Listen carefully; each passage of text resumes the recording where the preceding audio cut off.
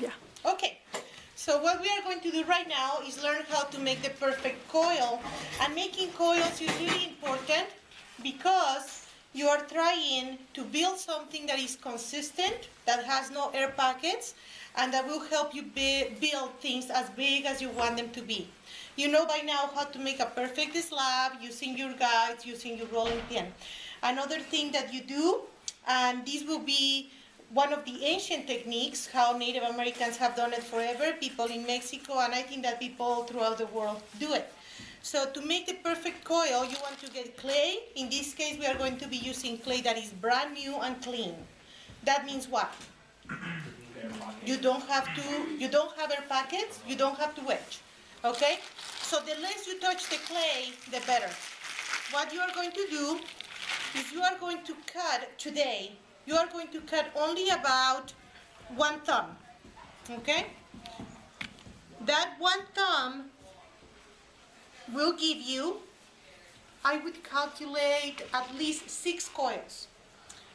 You are going to grab what you want to do is you want to create rectangular prisms that are as perfect as you can make them on width and height.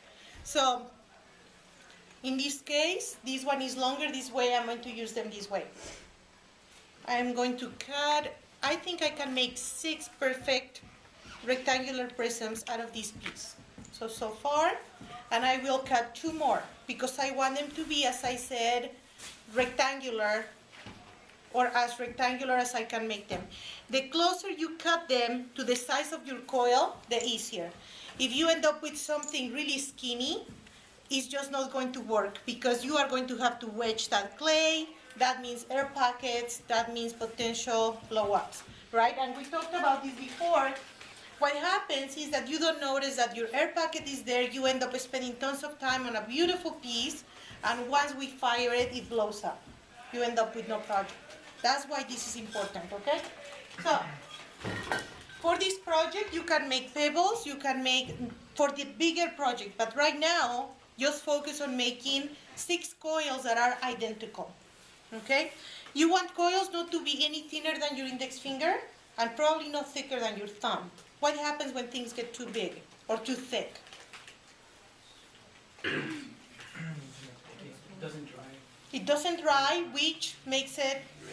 It doesn't like melt it when you fire it? No, actually what happens is, somebody said it. Maria, was it you? It explodes.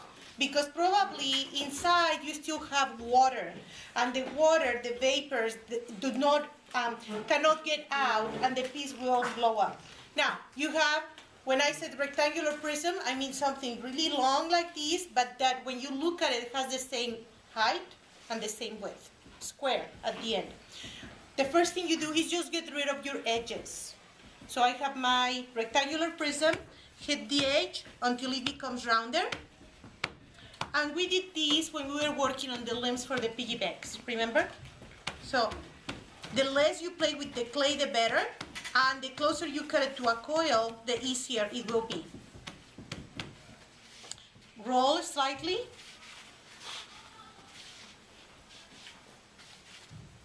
And right there, you have your first coil. The trick, as I tell my advanced students, you want to, when you are rolling on your very clean table, because you are going to be rolling on the table, you want to make sure you are standing and you are caressing the table as you go. That way you will know, you will feel how much pressure you are putting on the clay. If you do it like this, you don't feel it. The clay just goes back and forth and it flaps, and then you end up with uneven coils. You want your coils to be as consistent in thickness as you can make them, as smooth as you can make them.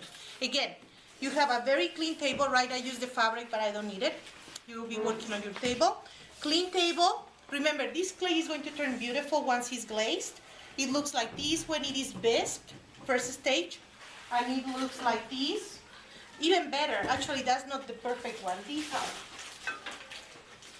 It looks like this once it's fired. And you do nothing to it. This is the clay color, and it will turn into beautiful red clay, terracotta-like clay.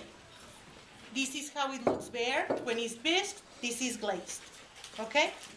So, what we are working on today is trying to make coils that are just consistent in thickness. No thinner than your index finger and no thicker than your thumb. Once you have 6 coils in front of you that are identical, very nice, very smooth, you are going to start building your name. And you are going to do it backwards. So I'm going to show you how. So I have something like that, and I start pressing again. Caress the table. I am feeling the pressure I am putting on the coil. Right there.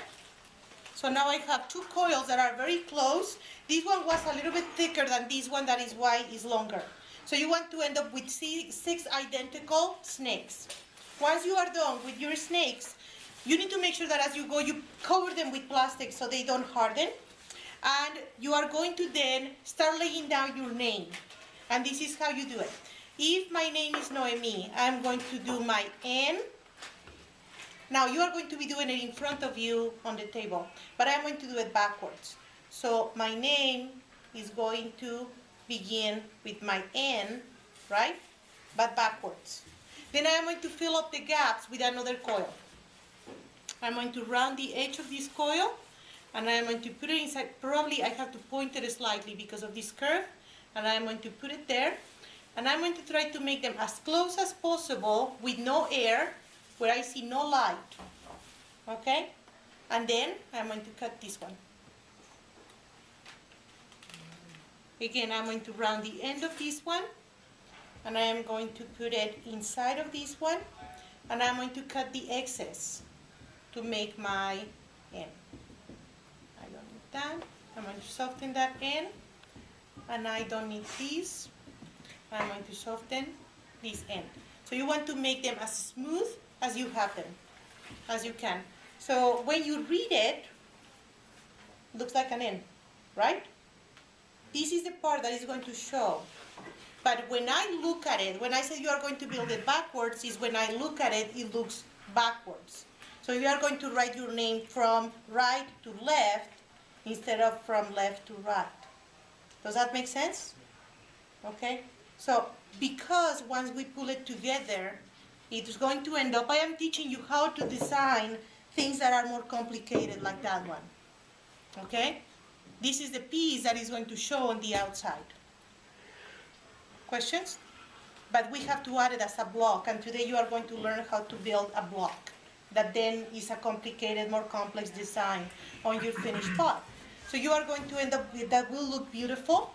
You will know how to build coils, or you will end up learning how to build a piece that is strong as one functional piece of pottery. Questions?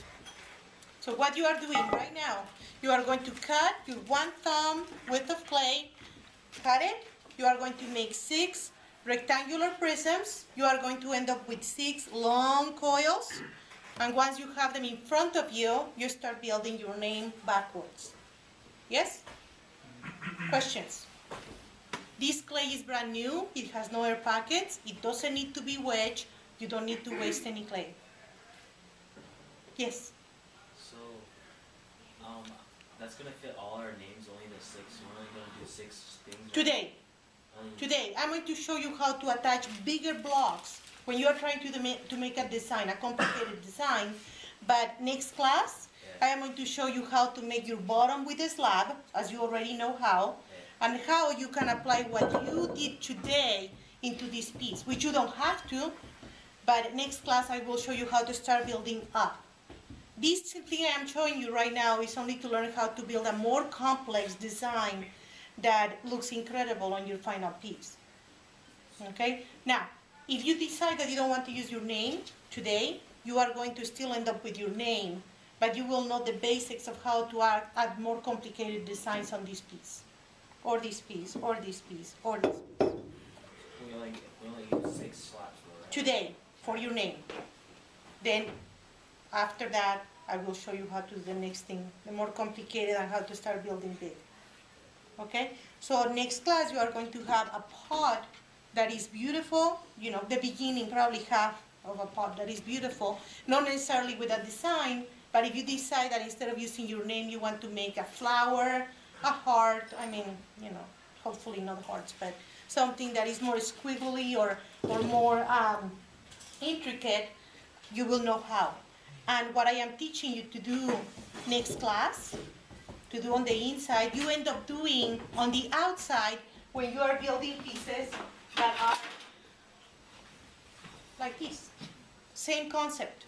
But then now you know how to pull the clay down and make it one piece on the inside, consistent in thickness. Basically what I am teaching you today is how to be consistent on the thickness with a very ancient technique, which is basically coils. Okay? Questions, anybody?